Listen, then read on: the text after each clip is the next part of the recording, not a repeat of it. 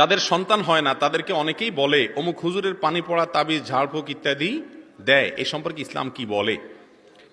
ভাইরা আমার, সন্তান না হলে কোরআন এবং হাদিসের আলোকে ঝাড়ফুঁক করা, রুকিয়া করা সন্তানের আশায়, এটা নিষিদ্ধ বা হারাম কোনো কিছু না। কিন্তু মনে রাখতে হবে, সন্তান দেওয়া এবং না দেওয়ার একমাত্র মালিক কে?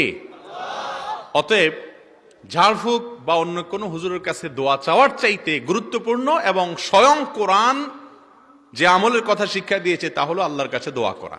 আল্লাহর কাছে কি করা?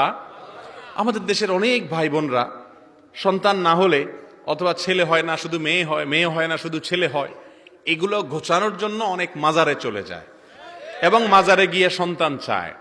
ভাইরা আমার, মাজারওয়ালা সন্তান দেয়ার মালিক। অতএব সন্তান চাইতে হবে কার কাছ থেকে? আল্লাহর কাছে।